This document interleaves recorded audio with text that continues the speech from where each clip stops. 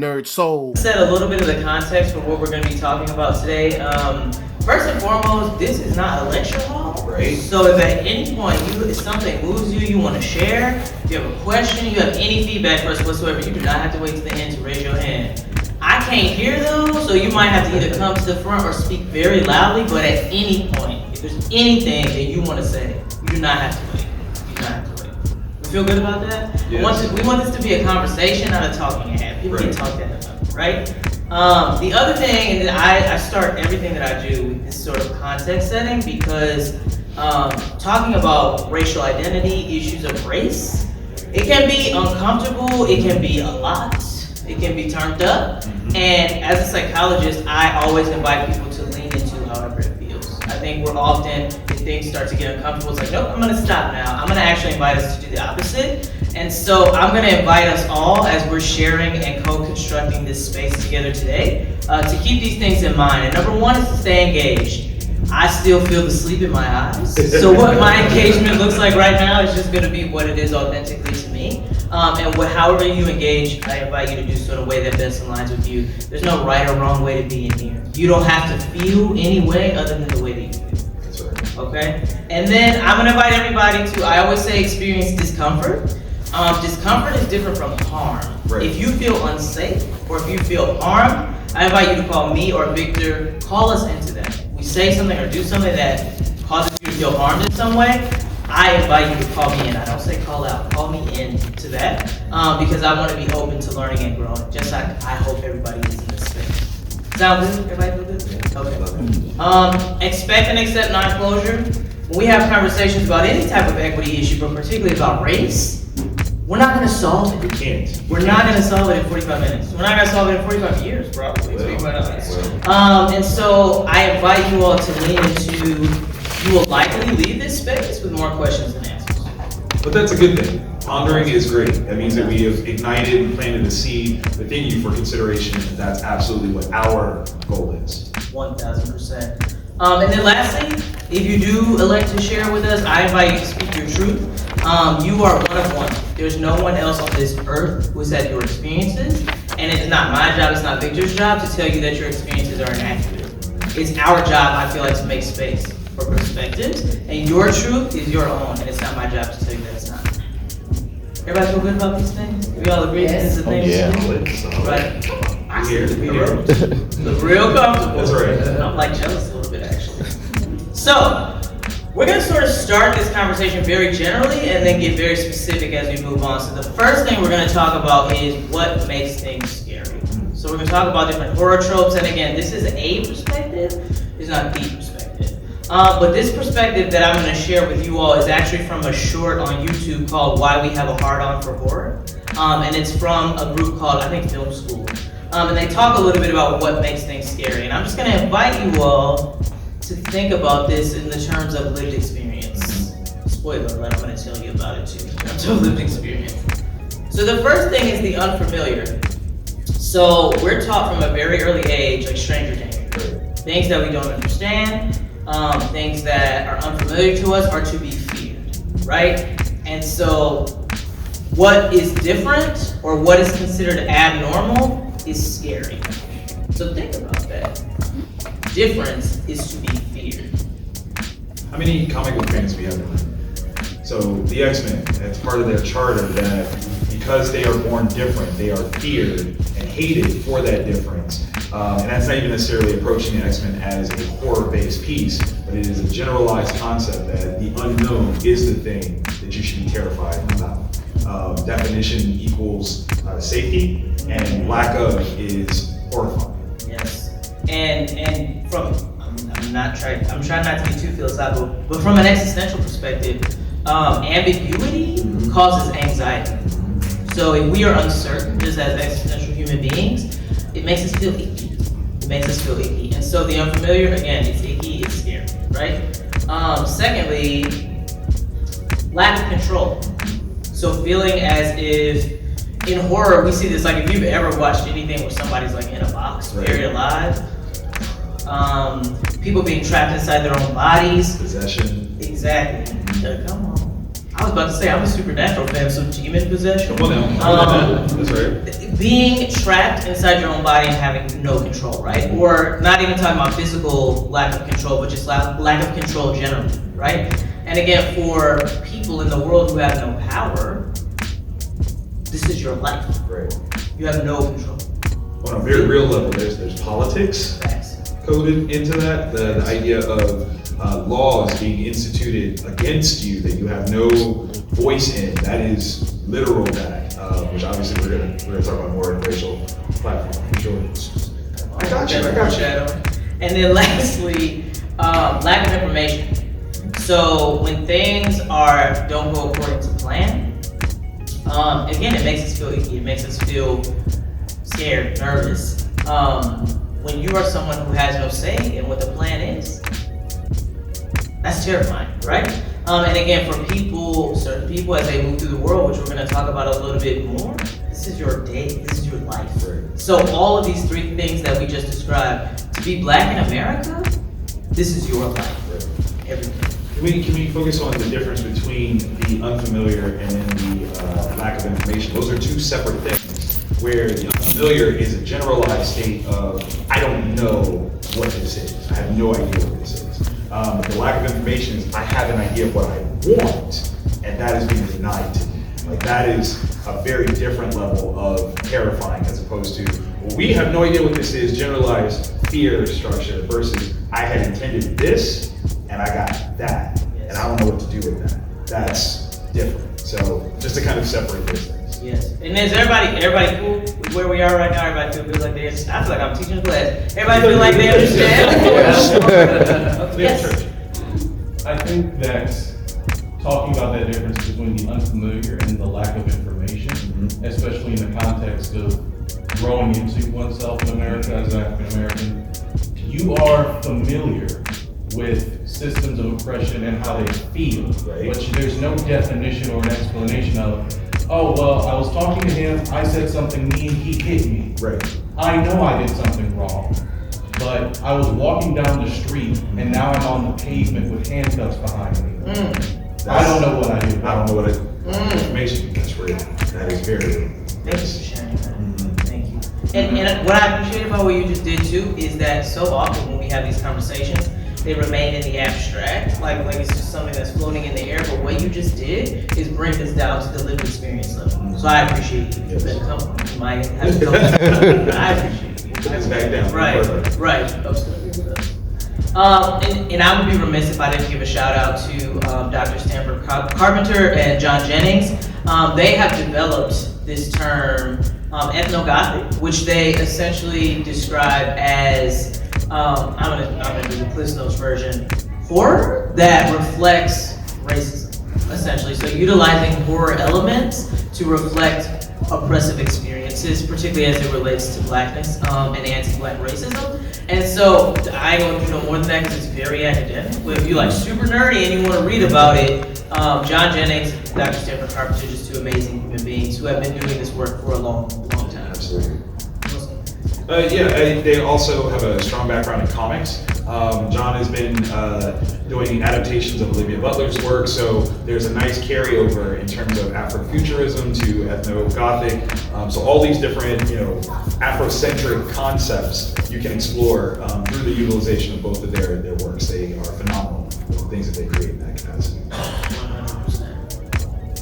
And so now we're gonna get into talking about specific creative works.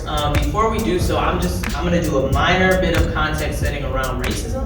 And again, the intention is not, it's gonna be great, right? I just wanna tell you all that. Like, talking about racism is great.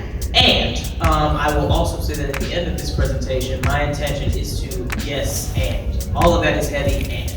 What do we do with that? What can we do about that? Because yes, it's wonderful, and there are things that we can do, right? And so I'm gonna do a minor bit of context setting, and then we're gonna get into talking about some specific creative works. Does everybody feel good about that? Yes. If you said no, I know what I was gonna do. Everybody said yes. Lack of information right there. Right. So, and again, this is all gonna be from like a mental health lens. I'm a psychologist, that's my space. And so when we think about what is considered normal, and right now I'm talking about normal in terms of like mental health and wellness, there are three ways that we typically frame normality.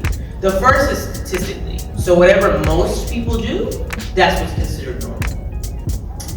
If you think about the fact that most people look a certain way, most people have a certain worldview, most people come from a certain cultural background, anything that's not that is going to be considered abnormal, right? So when we play the numbers game, like, well, more people care about this or more people think this, so that must be what's normal. That's just a whole lot of things. Yes, it is. You think about how, like, logically, it doesn't even make sense. Well, because it's super anecdotal and therefore not factual. And when you have this concept of, well, all of us agree, doesn't mean that it is absolutely correct. You know, there was a point in time where most of us agreed that we were the center of the universe. Most of us agreed that, you know, right? You know what I'm saying? Some people do. They ain't the majority thing.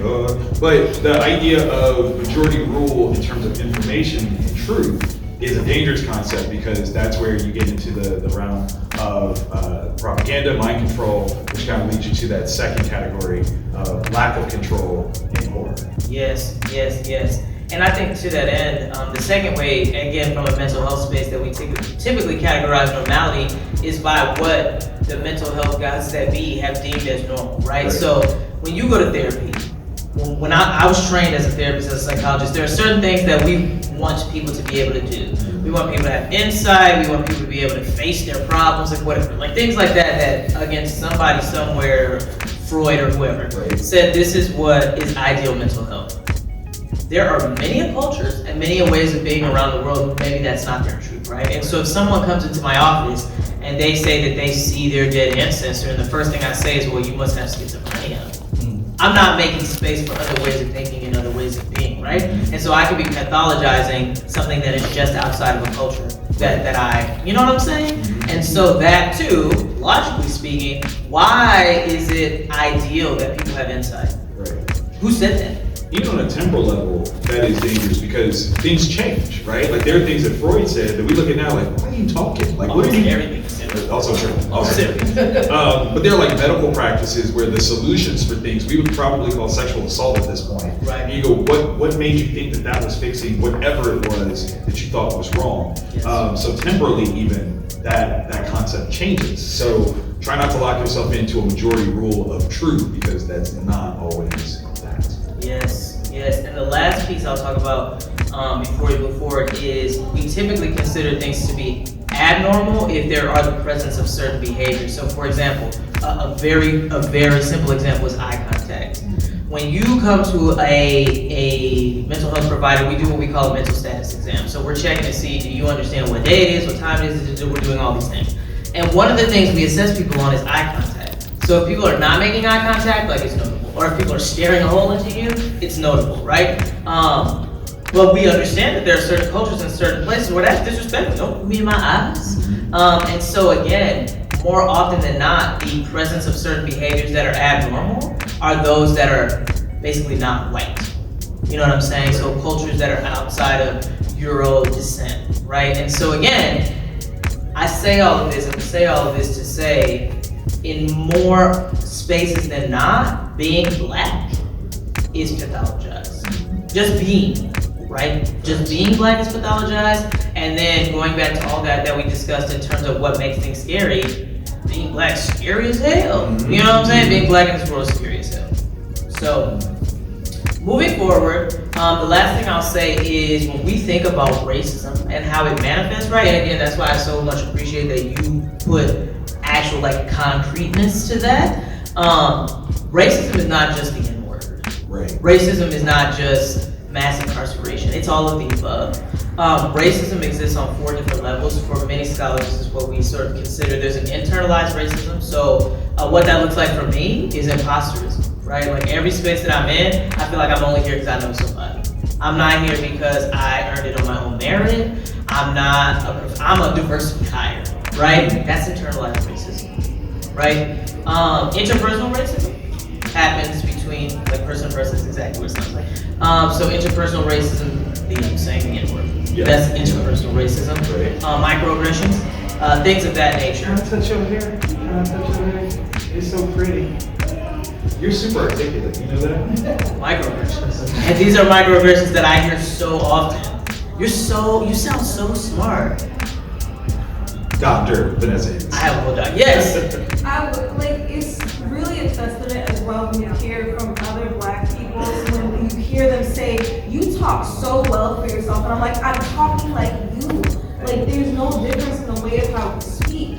Like, the fact that we hold education and intelligence to a white standard is what really makes the, like, person-to-person level just a little bit more hurtful, especially within your own community. Very true. Yes. We can say that. Yes. I'm gonna throw out some humor with mine. A person who do not know me, I'm from Baton Rouge. You know, we have certain ways of talking, especially here from New Orleans. I was doing budgeting, so you know, you have to be very professional, very succinct, and all that. And this guy, oh my God, he was one of the worst clients. He was like, "Man, you sound like a white boy from Iowa." I'm like, "What?" Wow. I was like, "How do you get so particular?" Then he met me. He was like, "Why you doing?" Like, I was like, "I'm doing my job." I'm like, "Excuse me." What do you Yes. Oh man. Yeah. You talk about interpersonal code switching, and those people that either are against the concept of it and want to berate you for it, or don't have the skill set for it and don't understand it. That's a big one. That's borderline institutional, because the way that it plays out, it's more of a cultural blanket. Yes. That some people can ride with and some people can't. Yes. Personally, I think it is almost an aspect of being bilingual, which makes it more of a benefit to be able to do that. But say love. You know, I always say code switching is my superpower. Code Right. switching is a superpower. And again, what makes it horrible is that we shouldn't have to do that. Truth. I shouldn't have to straighten my hair. Absolutely. I shouldn't have to deal with these shenanigans up in here, right? And so again, when we're thinking about racism as we move into talking about these different works, remember that we're not just talking about hurtful language. We're not just talking about I don't feel good about myself. We're talking about all of the above. We're talking about a holistic experience. So as we move through these different works, I'm gonna ask for a show of hands. How many people have seen Get Out? How many people watch Get Out more than once? Yeah, y'all tight. I can do it. Bits and pieces. I watched it once and that was it. I will also contextualize myself, like I'm married to a white man, and so She's looking for just like that. right, I was like, Bring out a teacup. Bring out a damn teacup. My question is, how strong was the side eye after that movie? Give it to her. What you mean? It's a She fact. didn't stop. It's a fact. Scale of like after Drago killed Hollow Creek or a scale of Roots. Like, Right, it's a fact. Yes. Since you said that you're married to a white man, my partner is actually a white man. And I relate so personally to this movie because very frequently during holidays, it's just all white space. And I'm the Say only that. person of color Say that. in the room. So I was wondering, like, how do you personally deal with that? Because I sit in the corner and I like look at them and I go, I want to leave. I want to run. Yes. And it's interesting that you use the word deal with that because part of it is avoidance. But I would say for me, it's almost like putting on armor before I go. I'm like, listen, me and him have an understanding that we're going and we're going for 3 hours and then we're leaving. Which again is not, I'm like, these are needs that I have, right? Like this is, we're married, it's a partnership. These are needs that I have. And so I think part of it is that. And part of it is doing my own work around my racial identity, what my blackness means to me, what my blackness means in those spaces. And so, because again, I also, and this is, I don't like this language, but I'm gonna use it. I don't want them to have that kind of power over me. Like, y'all not gonna have me cowering in the corner. Which again, that's something I need to work on too. And so for me, it's a both and. It's one, doing my own internal work about my blackness, what that means, how to navigate this, and then we have partnership, so I'm gonna need you to support me in this because you know this is turned up and it's awkward AF for me. Thank you for sharing. I appreciate it. Absolutely. Thank you for that validation. Of course. Anytime. Did I say another thing? So I was about to say, I thought this was when you did it was like an all black audience, except for like 2 white people. Oh, wow. Like the funniest experience about like, They were either terrified or the most understanding audience members of the entire They were trip. sitting there for things and we're all like sitting there, you know, like when people be walking, Right. watching movies, stuff like that. So it happened. We all screamed. We were all like, oh, and we're like, what you doing? Like, They're waiting to see if they were allowed to laugh. right? You know the craziest thing with that movie when I saw it, it was akin to like church almost. Baptist right here. Yes. You had the parts where you were elated, this and that, and then you had the drop where they're spitting fire at you, and it's just like it was. I couldn't go back to the theater to watch it, but it was just like, So good. but it was an experience for real. Yes, 100%. So I'm kind of in a similar situation. My fiance, they are white, but they were like all for wanting to go see Get Out together when it first dropped, and I was like, hun. and the worst thing of it all is I was living in California at the time, and the area we were living in was a very very Latino-based community, which was really great. But I was like, hun, I'm not. Are you sure? Right. So like we go into the movie, I'm experiencing everything because literally months after I went to go visit their family, and it's really awkward when you are, like, as you said, when you are being the only black person in a majority white space, especially knowing when some of them are hard right Republicans. And one of them, and their stepfather actually has a Trump 2024 flag in their garage. And I was like, and they were very comforting in the fact of whenever you are ready to go, say the word, we can leave any point. Right. But at the same time, I was like having this internal conflict of, I appreciate you trying to be a shield for me in this, but at the same time, I also need to let people know I'm not gonna shy away from you just because I'm black. Right. Like, you don't get to have that uncomfortability from me to let yourself feel dominant in a situation. I'm not about to let you Maintain that power. right. That's I'm right. not about to let you think that, yeah, you may be Republican. I'm not. I know the values. I know what I stand for, but I'm not gonna let you have that. But in the instance of, in terms of their white privilege, it's like, thank you for willing to be a shield for me so I don't have to experience that. Absolutely. That's love. Right there. That's love. Yes. I like that term though. Hard R Republicans. Take that as you will. Take Good. that as you will. I say that phrase all the time. Right. Joe, hard R. Hard R Republicans. One thing I think is really interesting about Get Out, especially from a blackness standpoint, was the cultural criticism that was leveled at it from multiple angles, considering that Daniel is not African American, he is British.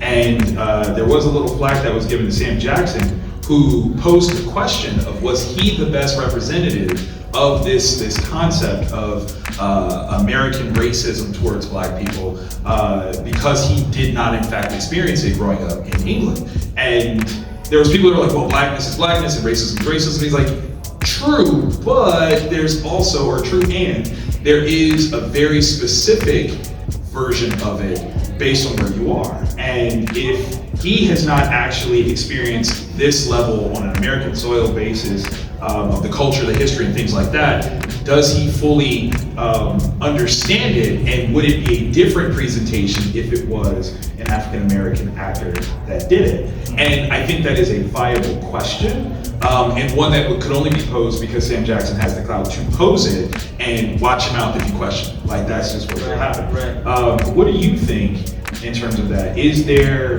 for your own perspective, a range of blackness that could be affected in that concept?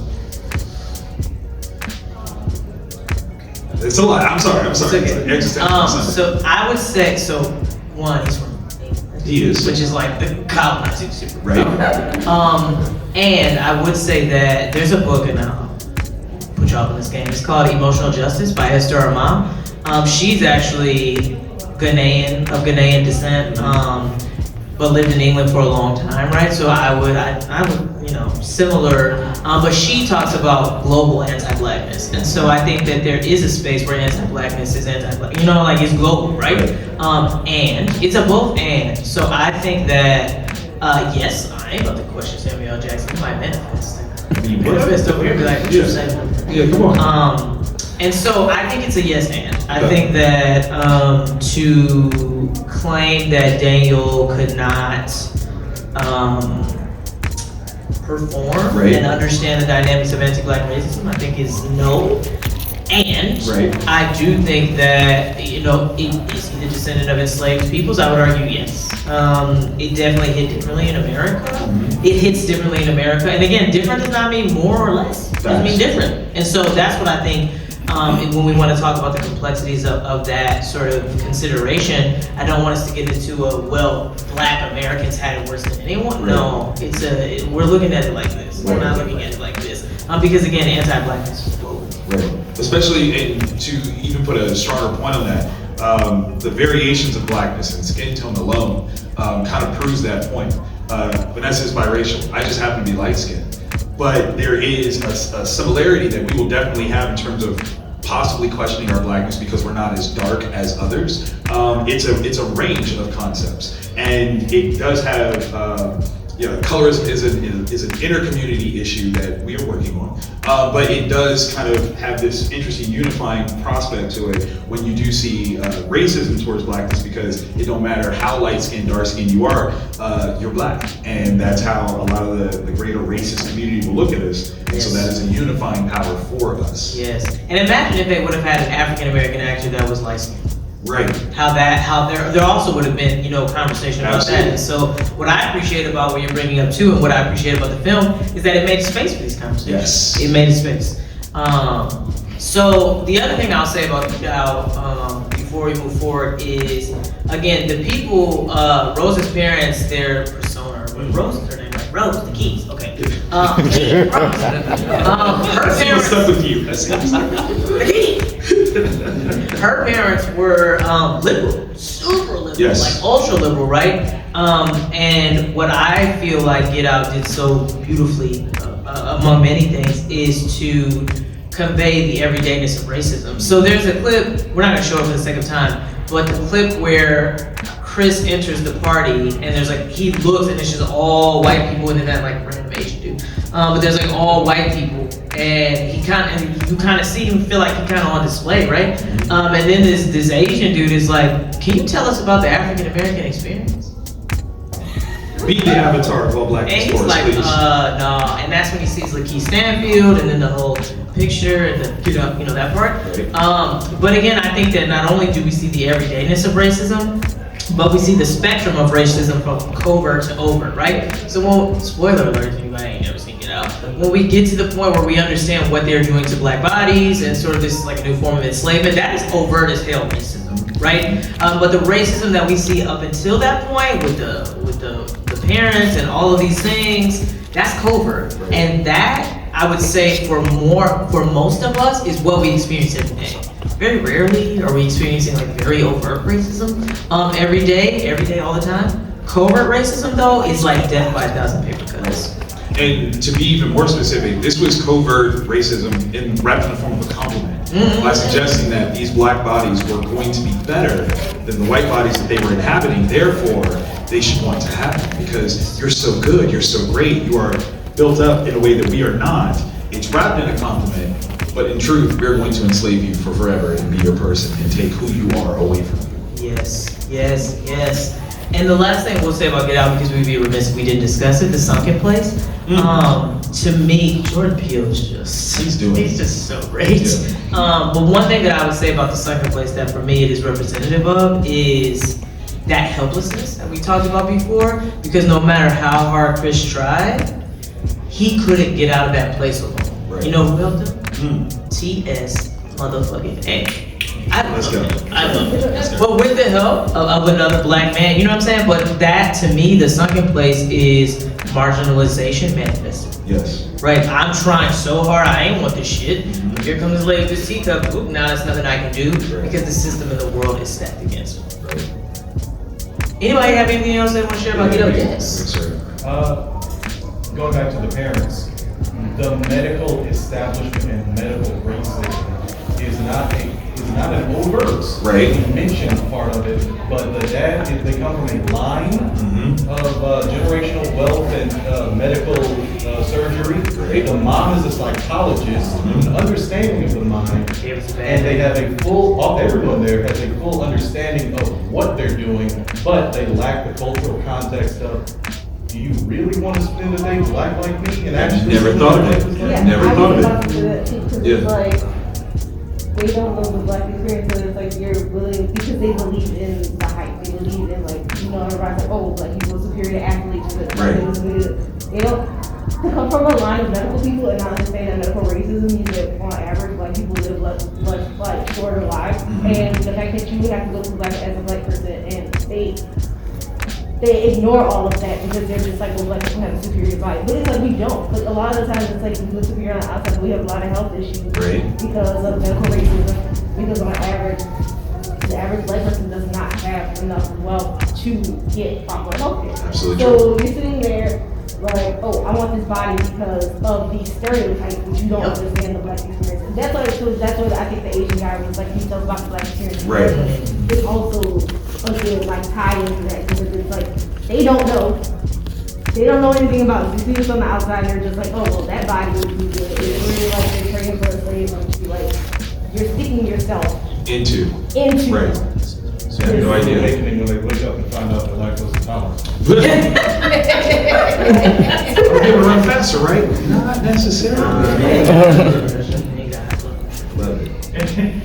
Awesome. Thank you all for sharing the conversation with us. As I mentioned, we're not going to show the clip for the sake of time, but we're going to move Lovecraft Country. Come on People now. sing Lovecraft Country? Who has read Lovecraft Country?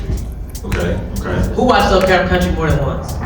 Y'all tight, man. Y'all gangsters. Yeah. Like, Couldn't quite finish it, but so but what I would It say, took me out just, too much. just sort of introductorily about Couldn't get Lovecraft past it. Country is, for me, the take-home message is that racism is scarier than any monster you can think of, like any monster, right? And just a couple points I'll give, and then I'll turn it over to you, Victor. But one thing we see in Lovecraft Country, which again, I'm sorry, spoiler alert, the white people have all the magic until the end. But the white people have all the magic, they have all the power, right? The first episode of Lovecraft Country, we see that sort of escape from the sundown town, that whole scene, anxiety on a million, right? We see the experimentation, you talked about medical racism, the entire field of obstetrics and gynecology is what it is today because enslaved black women were operated on without their consent. The father of gynecology was a slaver, right? And so we see that in Lovecraft Country. I think that was episode 3 in the house with all the spirits that came back to like mess up the scientist dude who was experimenting on black bodies. But we see that now. We saw that then, right? We also see in Lovecraft Country that unchecked power often leads to racialized violence. Tick's relationship with the whole Braithwaite family, the recreation of the murder of Emmett Till and the whole way that they sort of handled and sort of showcased that. And then episode 9 with the Tulsa Race Massacre. That's part of the reason I never watched that show again. That was intense. Episode 9 was intense. And then lastly, one thing that I think they did beautifully, rest in heaven to Michael K. Williams, but the depiction of intersectionality. So him as a black gay man in the 50s, it was the 50s, 60s, something like that. And also Ruby. We saw the instance where she was granted the ability to be in a white body and how it was to have a black consciousness in a white body at that time. So I don't know if there's anything specifically that you want to share about that. Well, I think overall the series, what it did was it pointed to a point in time in history that we had kind of forgotten. There were a lot of things where Emmett Till becomes a cautionary tale that we've heard of, but we don't fully understand the ramifications, how it came about. We just know that this happened, point start, point end, not the road travel and the turmoil that was built around it. Leading into the Tulsa Massacre, we have to kind of point at the Watchmen show as well, both kind of hitting around the same time and pointing at this specific, or this spotlight on this specific event in history that so many people had never heard of before. And when you have two different, forms of communication media highlight the same thing in a very relative short amount of time, you go, is this gotta be real? Like, two different people didn't magically decide, hey, we're gonna talk about this, but to see the ramifications of it all and tie the entire history together is actually quite beautiful. One of the things I love the most, though, is that the root basis of it being based on Lovecraft was a known racist. So, like, it's almost taking it back, you know what I mean? So, like, through the instance of all the stories, the relationships, showing things that true to form Lovecraft himself would have been against, it's kind of, thumbing your nose at this literary figure that's been put up on a pedestal, but then taking it back and going, there were things that you weren't right about, and we're going to use you, your name, and the things that you've built that have made you so popular, and we're going to show you another side of what could have been and do you better than you did. Yes. I can't believe this, but we got 5 minutes left. Oh, how did we do that? Okay. I don't know how we did this. So there's one thing I want to talk about, and then we'll open it up, because I feel like this is such a tremendous segue. And if you know, I'm not about to say this out loud. How many people have seen the 1992 version? Yes. 2021? Yes.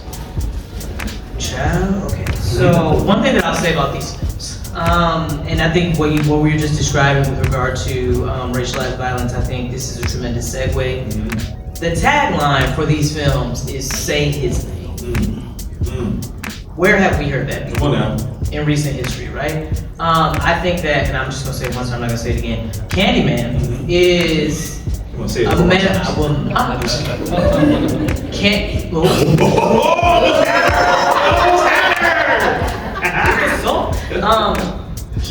He is a manifestation of all of those who have died at the hands of systemic racism, right? Yes. And uttering his name brings on all of this horror, right? Which really is Acknowledgement. I was with you. I had you. facts though. Yes, like yes. facts. And I think that, and for me, the first film, I think especially, but I think they did it well in sort of the second film as well. And I'm not talking about part 2 or part 3. Right. I'm talking about 1992 and 2021. Right. Who is the monster? Who is the monster? Because even when OG Tony Todd,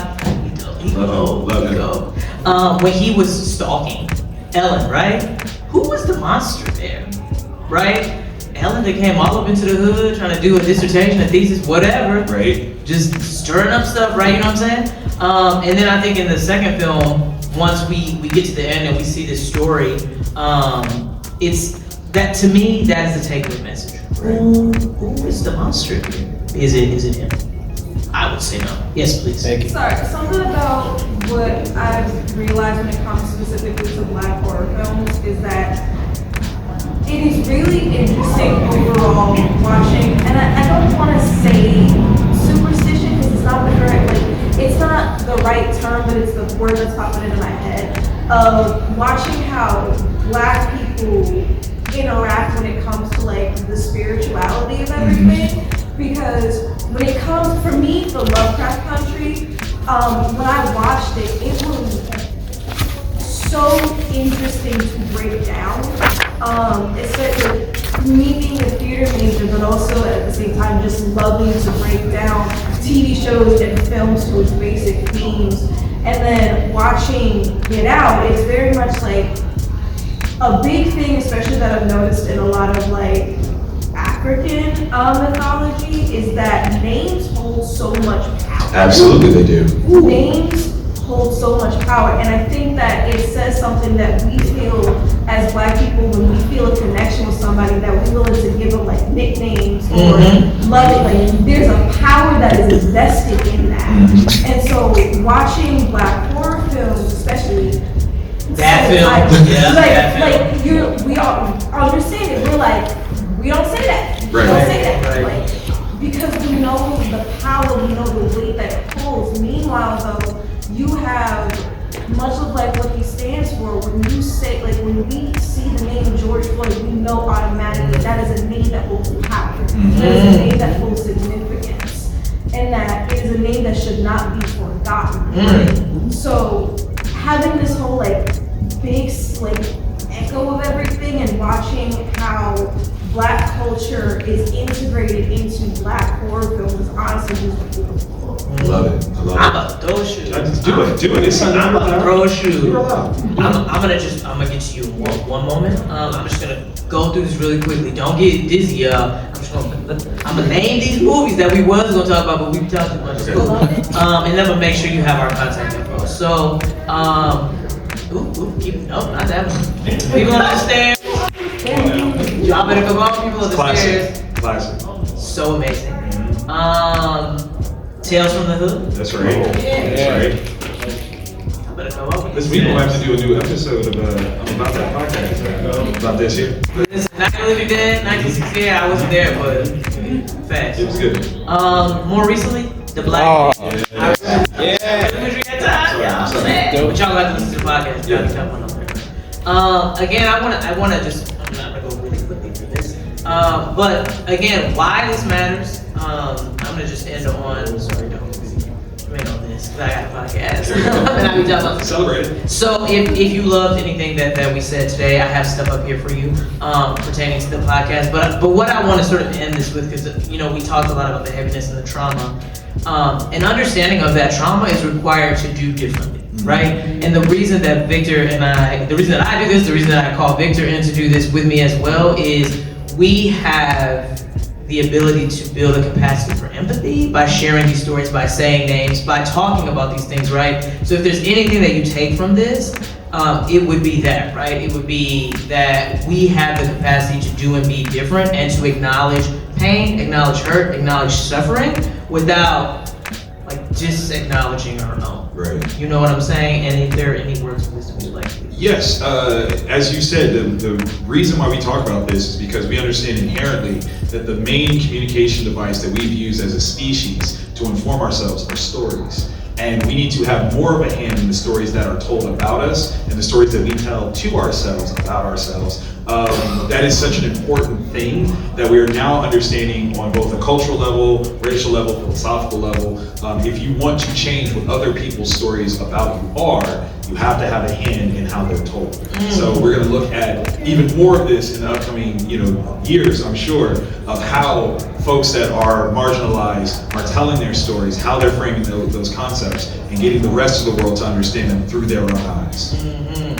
Thank you all so much. Absolutely. I appreciate you.